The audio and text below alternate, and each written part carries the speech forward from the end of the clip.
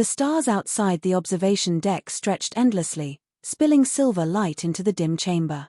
She stood with her back to him, her slender frame outlined by the glow, the curve of her hair catching starlight like liquid silver. "You've been watching me all night," she murmured, her voice soft yet carrying an edge that made his chest tighten.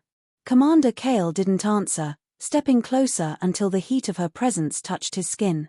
"If you want me to stop," he said quietly, "tell me now." Her head turned slightly, and for the briefest second, her lips curved in something between defiance and invitation. "I don't think you could stop," she whispered, and in that instant, he knew she was right. He had met Empress Serenia only hours earlier, but her presence had already unsettled him in ways 1,000 battles never had. She was alien in every sense, skin-kissed by a golden hue, silver-white hair that shimmered with the faintest electric pulse, and eyes that carried a depth like molten amber. Every glance she gave seemed to read the thoughts he fought to hide. The summit was supposed to be routine, tense, yes, but still bound by the rules of diplomacy. Yet from the moment she entered the negotiation chamber, nothing felt routine.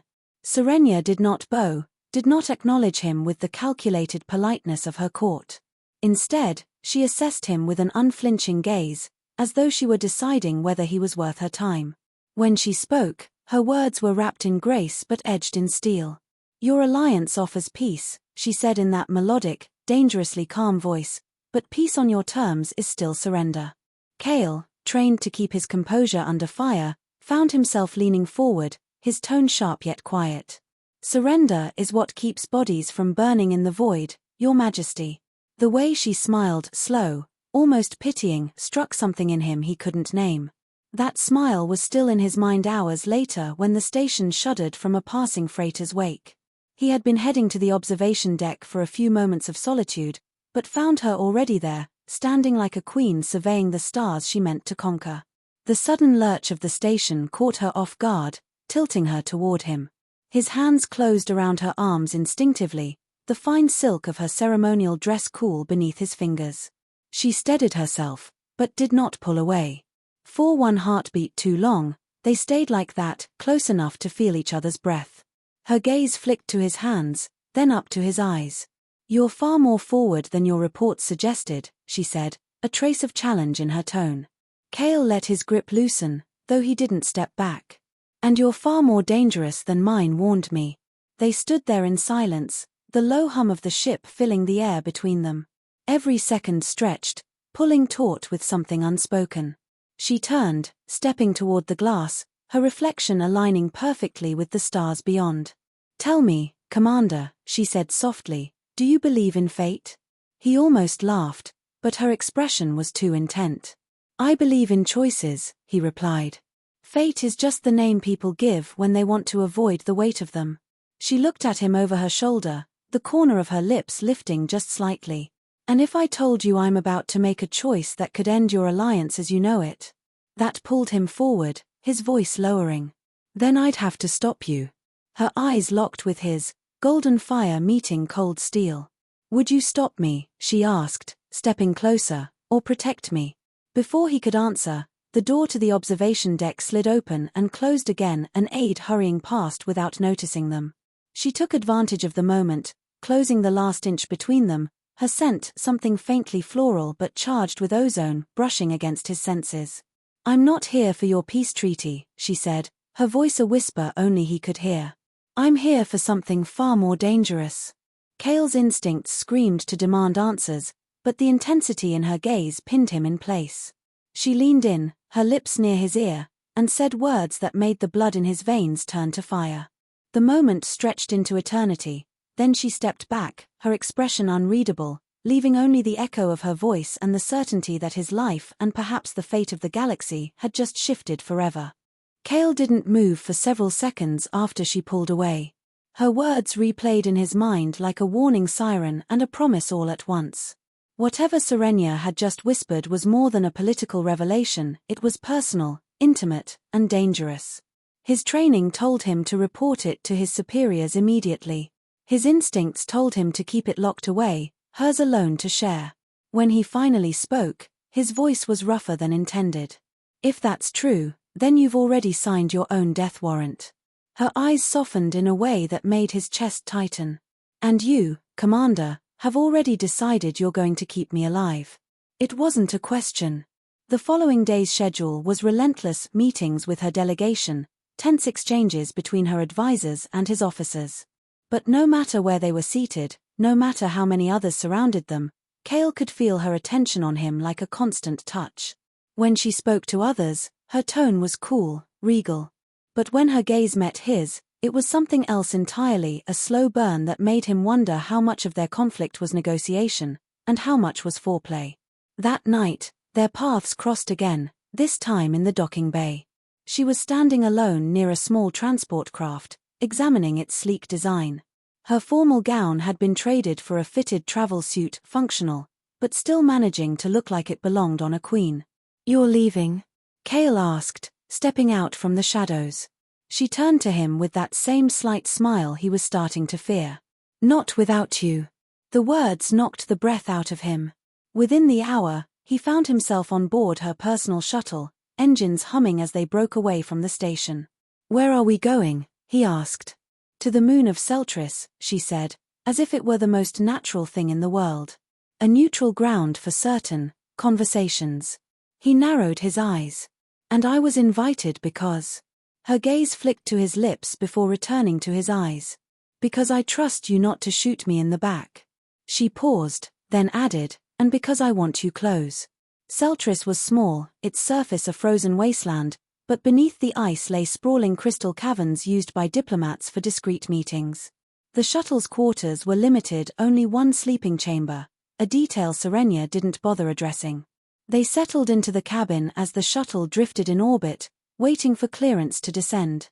Kale tried to focus on the datapad in his hands, reviewing mission logs, but Serenia moved about the confined space with infuriating grace.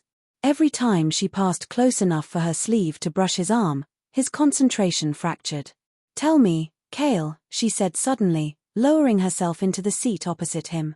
"Do you always keep people at such a distance?" He looked up, meeting her gaze. "I don't have the luxury of getting close." Her lips curved faintly. "Then why do I feel you're already closer than you should be?"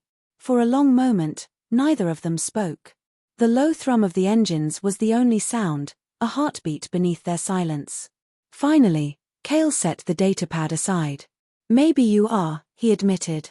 She leaned forward, her golden skin catching the cabin's soft light. "Maybe," she echoed. Their knees touched beneath the table, a small contact that sent a surprisingly sharp jolt through him. He didn't move away. Neither did she.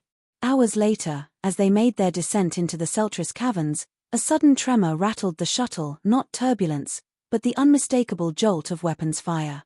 Kale was on his feet instantly, moving to the controls, but Serenia was already beside him. "They found me," she said quietly. "The ones who don't want peace. Or me alive." The shuttle lurched again as another blast shook it. Kale glanced at her. "Strap in." She obeyed without argument, though her eyes stayed locked on him. A sharp impact sent the lights flickering, and the shuttle's artificial gravity wavered. Kale grabbed the edge of her seat to steady himself, and for an instant, they were close enough to feel each other's breath.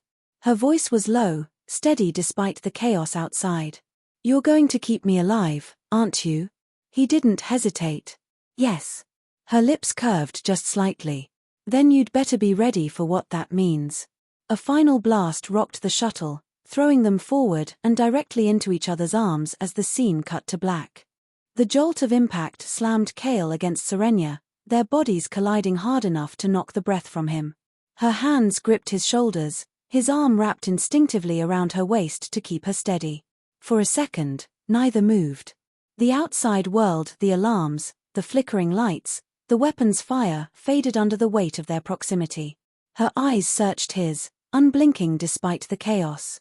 "You're bleeding," she said quietly, her voice catching on the last word.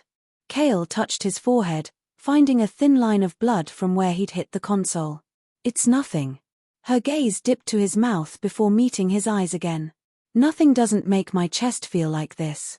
Before he could speak, she reached up and brushed her fingers against his cheek, a delicate gesture that felt impossibly out of place in the middle of an attack. It was all he could take. The restraint he'd clung to since they met shattered like glass. He leaned in, closing the space between them, and kissed her. It wasn't tentative. Weeks of tension, challenge, and denial ignited in that instant. Her lips parted under his, her hands sliding to the back of his neck, pulling him closer. The kiss was fierce and desperate, as if both knew it might be the only one they'd get. The shuttle rocked again, tearing them apart just enough for reality to crash back in. "Strap in," Cale ordered, moving to the pilot's seat. Serenia obeyed, but her gaze never left him. There was no fear in her expression now, only heat and something he couldn't quite name. He wrestled the controls, forcing the shuttle into a dive toward the Celtris surface. Enemy ships chased them through the ice canyons, their blasts shattering crystal spires into glittering shrapnel. Finally, Cale spotted a narrow crevice in the frozen cliffs, just wide enough to slip through. He cut the engines, letting the shuttle drift silently into the shadows. The enemy ships screamed past, unaware of where they'd vanished. Silence fell inside the cabin. Serenia unbuckled her harness and stood, moving toward him with deliberate steps. "You risked your life for me," she said softly. "You're not an easy person to replace," Cale replied, though his tone lacked its usual edge. Her fingers brushed his arm. "And if I said I don't want to be replaced at all?" He looked at her, really looked at her, the golden light of her skin, the fierce intelligence in her eyes, the vulnerability she tried so hard to hide. "Then I'd say you're making my job a lot harder." She smiled faintly. "Good." They didn't speak after that. The air between them said enough. She reached for his hand, threading her fingers through his, and led him to the small sleeping chamber at the rear of the shuttle. The room was barely large enough for the narrow bed bolted to the wall, but it didn't matter. The moment the door sealed behind them, the space between their bodies vanished again. Her hands explored his shoulders, tracing the lines of muscle beneath his uniform, as his fingers slid into the silken fall of her hair. Their lips found each other in a kiss slower than the first, but deeper, more deliberate, acclaiming. Every touch was a word they couldn't speak out loud. Every breath was a confession. When they finally parted, her forehead rested against his. "You know this changes everything," she whispered. "I know," he said. "And I don't care." She laughed softly, but there was no humor in it. "You will."